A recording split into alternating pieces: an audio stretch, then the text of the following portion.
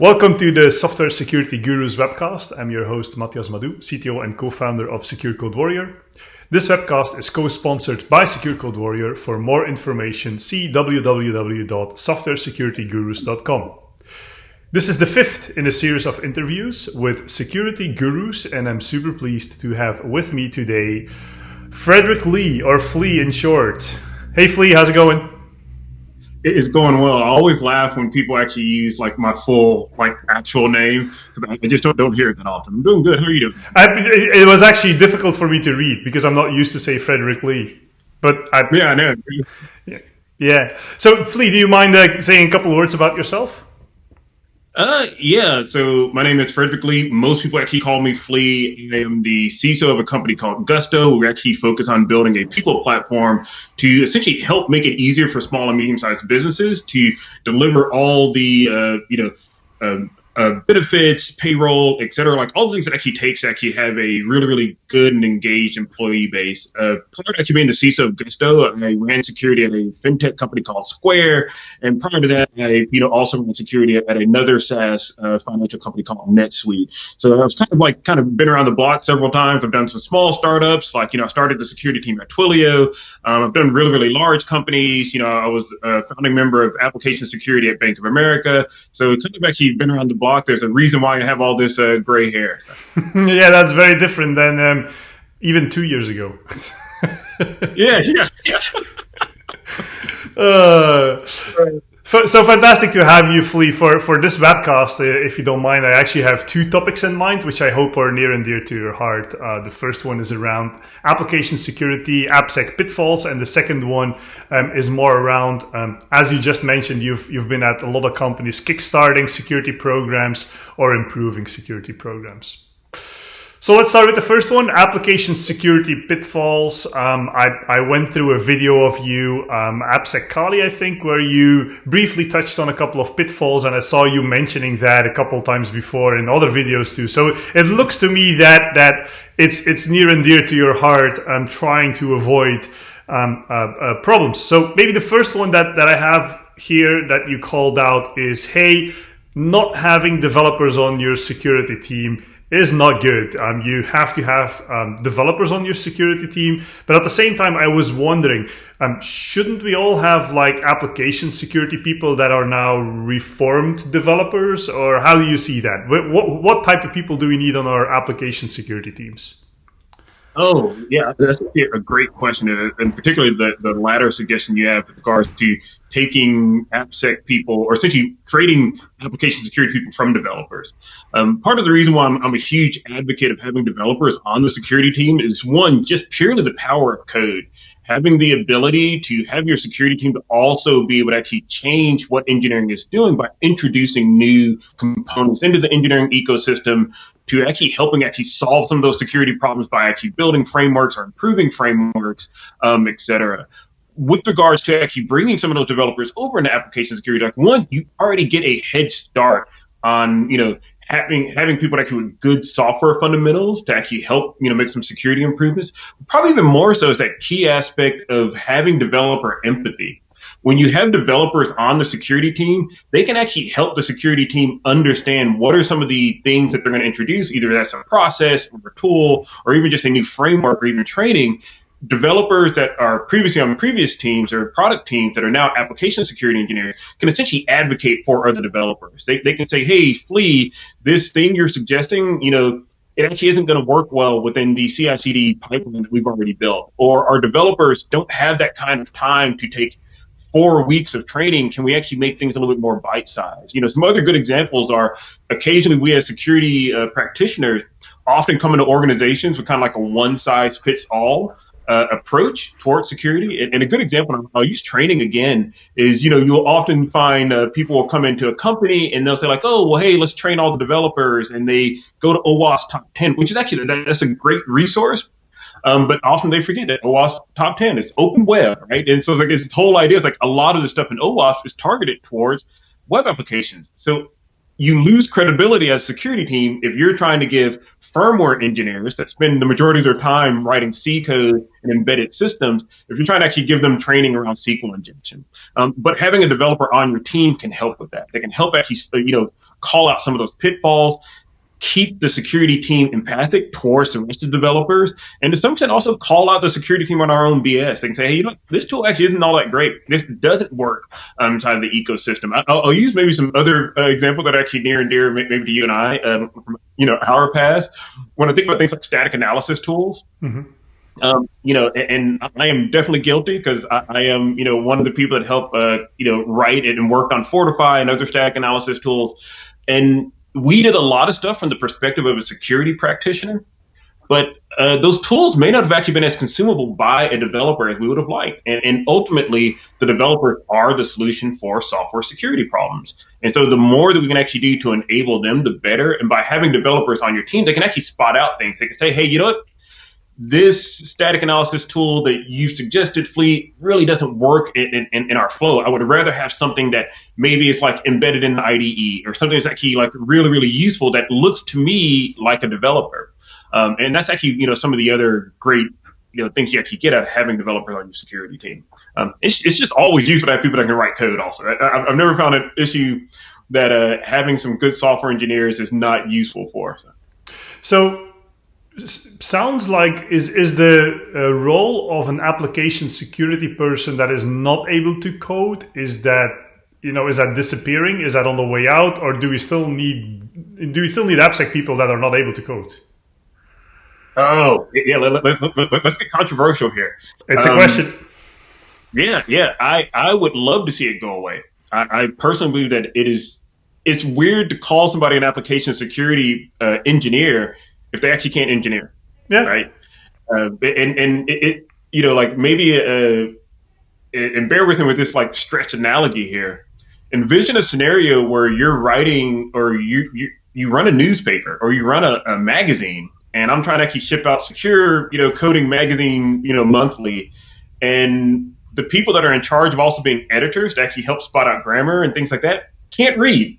So like they can't write. They actually can't be as helpful as somebody that actually has been there, has done that, can actually write code, actually understands what the code is doing, and can actually help actually spot out things. So for example, if you don't really understand code, you can't help identify actual patterns inside of a code base, which you can actually leverage to maybe, figure out some systemic solutions. So you can say, hey, I have this problem inside of my code base. Maybe my developers aren't really good in input sanitization. I actually understand the code well enough that I can actually figure out, well, where can I actually contribute to inject better components? Yes. So, to make it crisp and tight, yes, I want AppSec people that cannot code. I want that discipline to go away. I don't think it's useful. So if you're watching this and you're in AppSec and you can't code, please learn to code. Yeah. Or go to network security. I would love to see a future where all security practitioners know how to code. Yep.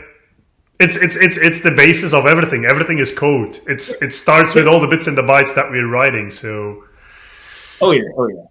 So a second pitfall that you commonly talk about is you've seen a lot of bad software security training. And first of all, Flea, I have to say you will not get any additional free Secure Code Warrior licenses if you say something nice about our product. But all kidding aside, if you think about software security training, you quite often say, hey, it's a pitfall for a lot of organizations. What should it be and what should they avoid? Yep. Probably I'll make it really, really tight. What should it be? It should be lightweight, ideally just in time to the developer when they need it, and extremely targeted to the organization.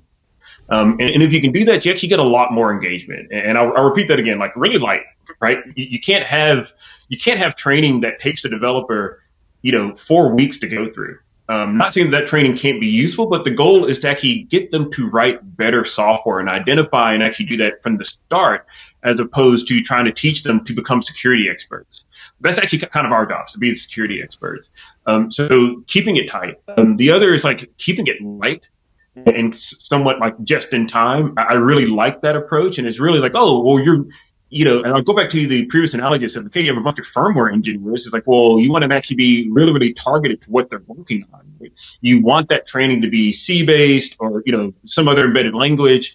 You want that training to be extremely relevant around maybe things like, memory issues, et cetera. Maybe like, time of check, time of use issues, those kind of things. And you want it to be like right there with them. Obviously, I want, these embedded engineers to know all kinds of things around security, but I really need to actually nail those things actually relevant to their day-to-day job. Because when it's relevant to a developer, they embrace it. They love it. And when it's actually non-intrusive, like maybe like small hints, et cetera, it's actually even better for them because actually it looks like other things they're utilizing. And then that whole idea is like really, really right sizing it for the organization, recognizing if your organization is primarily focused on, building static websites, then that training is going to look different than a company that's doing a lot of high volume financial transactions. So I think those are actually some of the things that I think what training should look like. Really, really approachable, really, really developer centric. And what are the things that actually appeals to developers? What's your training not look like? So many ways that I actually get this wrong. One of the ways I generally see it fail is when people don't customize it for the organization. Developers will immediately, and probably rightfully so, turn their nose up at something that looks like it's just canned material. And, it's going to be the same like weird corporate PowerPoint slide from the 90s with some weird charts, and it's going to be a couple of, examples from OAuth that are really relevant to the company, probably even in a language that's not even their language. And that one I see so often where you'll buy training, and really you're leasing time from maybe a third party. And you see the training, like, oh, well, hey, I want this training, and the examples are in Java. Well, my shop is maybe a Python shop or a Go shop or Ruby on Rails shop. Java training doesn't do my developers any good. So making sure you also are customizing, that's actually one of the pitfalls. The other is like really making it too overweight and too heavy. Developers' time is expensive. And rightfully so, product teams should be stingy around that time. So I think it's actually one of the other things, like really making it approachable and tight. The other big thing is that often I see it go wrong because the training is just boring. It just literally is. It's boring. Oftentimes the training is just you as a trainer sitting up there in front of some slides, and the participants or the students / developers are literally just doing passive listening. And so if you can have training that actually is engaging and active, like, training that maybe has some labs, if you're doing like, secure coding, training, like, hey, some trainings actually, hey, go out and actually fix this vulnerability. Let's actually write some code to actually fix this vulnerability, test it, see how it works. Let's go and actually find, defects and software together. Things are actually much more interactive. That interaction is actually what really resonates with developers and actually allows it to actually stick. So. Yeah, and so I think also budget comes into play here, because I hear you say with customization. I remember back in the day before we started Secure Code Warrior here, I remember we working together, and it can quite quickly become super expensive if you want to tailor everything towards your technology and to your stack. So it's a fine balance, I would say, between, hey, you want to have something that is relevant, but not, super detailed, because at that point you're spending a lot of money on your training.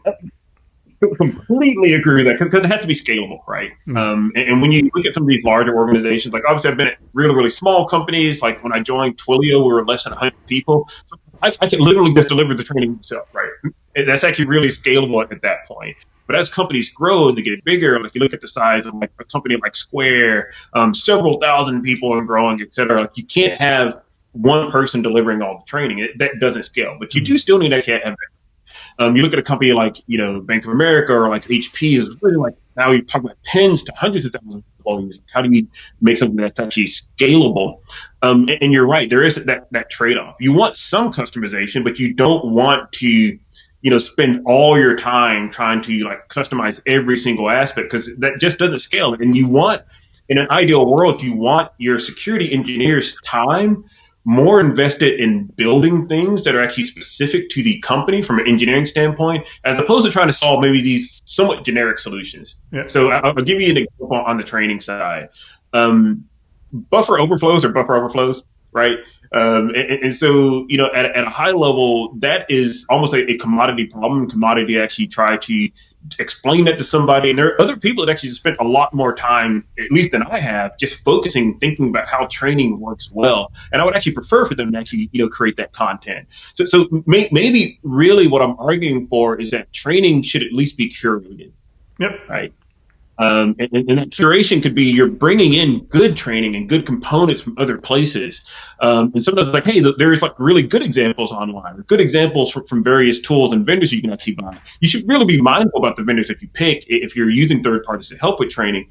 And ideally, pick vendors that actually have a background in development and a background in security. You'd be surprised at how many training vendors you can go to that nobody on their staff has either written code or have actually worked on a security team. Oh, wow. Okay. Yeah. That's recipe for disaster.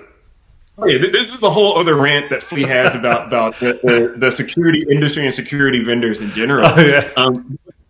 Getting good tools that are actually like, hey, these code examples are written by actual engineers. Yep. The training is actually written by people that actually have backgrounds in application security.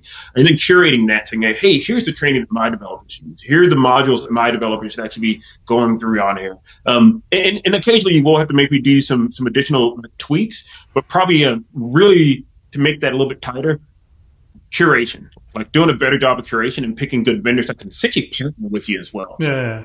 So one quick note here is that, yes, so even for us, it sounds all trivial, but for us, it's even really hard to find like people with security knowledge and COBOL programming knowledge to create training modules.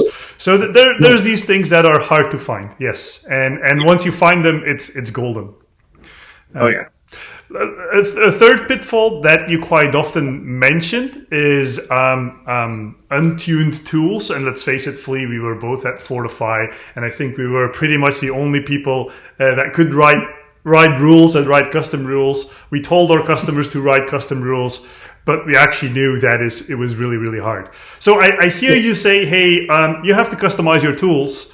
But I also know the reality that quite often tools are really hard to customize. So how do you deal with that? So on the one hand, you say, oh, you have to do it. At the same time, you also know for sure that it is really hard. Yep. And maybe I'll go back to maybe one of our previous answers. There's nuance there. The untuned, and tuning is just like a broad word. And maybe this actually goes back to this idea of curating again. Okay. Right. So even if you actually take a basic tool, so let's go back to our past with Fortify. Yeah. Even if you don't actually know how to write rules with Fortify, you can still tune Fortify and say like, hey, I only care about these really, really high quality, high confidence, actionable types of results inside of Fortify. And so he's like, okay, well, hey, now I'm condensing the rules that I care about to only maybe 5, maybe 10. So I'm not boiling the ocean anymore. These are going to be really, really, really targeted rules, really, good, true positive, or, good, false positive, false negative, characteristics, et cetera. So it's actually really, really approachable by the developers, because really what you're after is giving developers actionable intelligence. Yep. You want to give them results that they can actually act upon and results that they can actually understand. And that's where a lot of the tuning comes into place. Obviously, you can be way more advanced. There's a ton of things you can actually do with static analysis tools or other security tools to be even really more specific to your organization. It's been my experience, and definitely I would love to get your perspective on this as well, that for a lot of companies, it's that classic quote-unquote 80-20 rule. Like 80% of what they do is going to be somewhat a commodity. And it's like, oh, okay, well, let's just curate only the results and types of rules that we care about. So if I'm a web shop, once again, I'm using a static analysis tool. I don't need to care about buffer overflow rules or anything like that. Like these are just things that are either going to be, like low value to me, or more than likely that should be false positives. Those kind of things. Tuning things to make sure you're not pulling in test code, for example. All these other kind of things that can occasionally become pitfalls. And the reason why I call this out as a pitfall is it can reduce the confidence that developers have in the tools. Because what developers see is this massive amount of results that come back. And they literally want to do the right thing. So the developer sees like, oh, this little button went red. I guess that's a bad thing. Oh, well, there's 10,000 things that are red. All 10,000 of those can't be the most important thing. So tell me which ones are actually the most important. And I think without tuning tools, you do a disservice to the security team and developers' perspective of what the tools are like, because they're just going to run away. It's like, oh, 10,000 is just way too much to deal with. If you're a developer like 10, 20, even 30 results, it's like, okay, this makes sense. And these actually look like real results to me. There's not a lot of weird security magic or nuance in the background. Yeah, I think it also has a lot to do with the metrics or the objectives that we had previously. Like when 10 years ago, when you were comparing static analysis solutions and one had like 1,000 problems or found 1,000 problems, and then the other one found 10,000 problems. You're, well, let's go over there. This one finds 10,000 problems. That's what we need. So I think that has shifted a little bit because we're no longer trying to find as many problems as possible, but we're trying to find really the problems that developers can fix and should fix. It's just making security more pragmatic. And that's what we've always been doing. I think a lot of people, and this is a trap that I think we fell in as security practitioners, we try to create an environment of zero risk and zero possibility for any kind of failure. That just doesn't scale, and it doesn't actually really recognize the reality of the world we're in, and really what it means to actually be an engineering organization and also act in an agile way. There are definitely things that you have to care deeply about. You want to put a lot of emphasis and a lot of focus on those, but there are other things that are like, oh, yes, this in this really, really rare edge case, if we deploy this code in a completely different way, and somebody copy and paste that code, and then they deploy it in another different way, then there might be a security issue. And that just really doesn't do anybody, it doesn't do anybody any favors. Yep. So ultimately, the pitfall is to avoid that whole thing by selecting, first of all, the right tool and then tuning it from a more higher level. Not, you can do it at the custom rules level, but from a more higher level and get the value out of it that you're really looking for. Oh yeah. So second topic I would like to touch on is, hey, so let's be real here. You kickstarted and improved a lot of security programs. You did it at Betfair, Twilio, NetSuite, Square, Gusto, and I also know that you're a very nice person, and if people ask for help, you do that free of charge as long as they give back to the community, because I know that you care about a couple of communities very deeply. So you do a lot for charity, and if they give back to charity, you do that for free. So go all to Flee if you need help. But with that experience, that you bring, and if you come into an organization or they ask you for help, I was wondering, like, where do you look first? Where is quite often the low-hanging fruit in software security programs where you're like, well, if I go into an organization, I'm 75% certain that if I look there under that rock, I will find something that is easy to improve and they will get a lot of value out of it. That's actually a really, really good question. Do I only get one choice, one pick? Top three, whatever you want, whatever you do. What's the Flee magic? Probably like some of the very first things that I do is actually just go around. Like the low hanging fruit is really people. Yeah, I know it sounds super silly and touchy feely. Yeah, your expression. No. I agree. I fully agree with that. Yeah. The low-hanging fruit is literally going around and asking people what do they know about security and what do they care about when it comes to security. I think as a culture, I'm talking about the security culture, we've had this, frankly, just a really bad attitude towards developers, that we think, oh, developers are bad and they're dumb, they don't care about security. It's the exact opposite. Developers love security. They care deeply about their products working well. They just don't always have the right information, and they don't know how to make next steps. Every single organization I've stepped into, I've always found developers that are like, hey, I'm worried about this problem, and I think there might be a security concern there. They are come running to you when you ask them, what kind of security issues do you care about, and how can I help? One of the most powerful things you can do as a security person when you show up at a company is first, listen, and two, ask for people how you can help.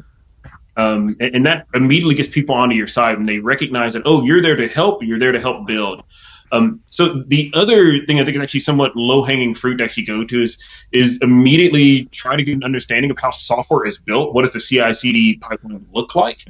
Because often what you can do is just give people visibility into what their software looks like. So if you can say, hey, like maybe I,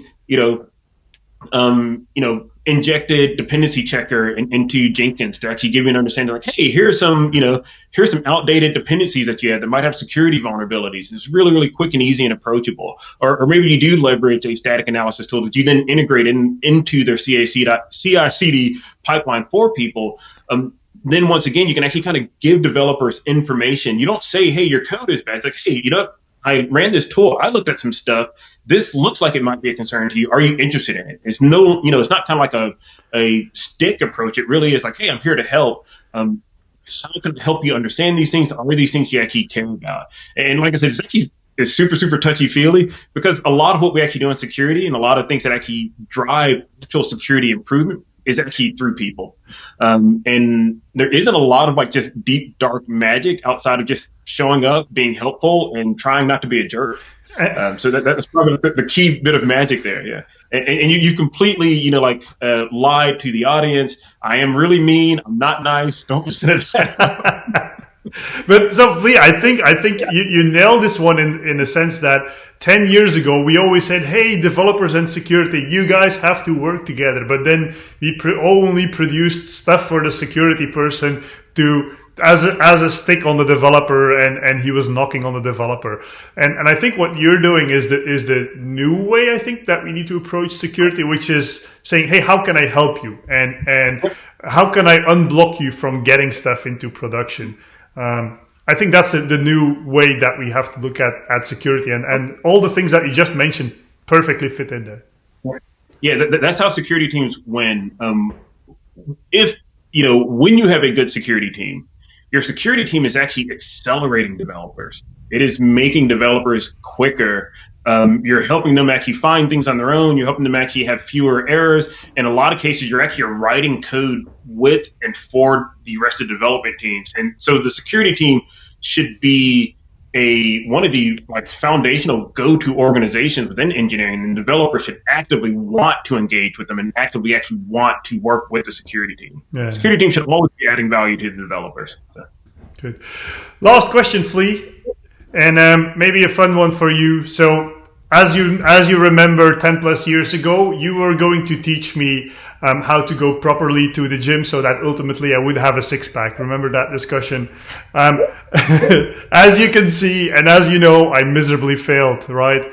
And especially, I quit because I was trying to bench press a record 20 pounds and I miserably failed. So I do not want to be like Ronnie Coleman, and I do not want to be in the 1,000 pound club. But if I want to restart, what do I do? How do I approach it? Oh wow! How do you approach it? It literally just do something. Just start. And this is it's a somewhat of a trick question. And oddly enough, I actually even wrote a security-related talk with someone on this. One of the best things to do is just get started and to be consistent with whatever it is you start. In your case, I would maybe suggest you should take up kettlebells. You should take up kettlebells, and you should probably stop drinking as much beer. I know it's difficult for you. It's cocktails. It's cocktails these days. It's what? Oh! Now you're fancy. I guess that's where the PhD comes in. Sticky drinks. Yeah, but no, it's and part of the reason why I get so excited about actually talking about the kind of like fitness analogy is actually security as itself is a kind of a fitness discipline. Like fitness, and this is super cliched, it is a lifestyle. It's something you practice continuously. And you need to be consistent with it. You also need to pick something that works for you. And security programs is exactly the same. Your security program needs to be something that works for you and your company. Fitness needs to be something that actually works for Matias. I know some of your hobbies. Actually, there's nothing about your hobbies that's going to help you with fitness.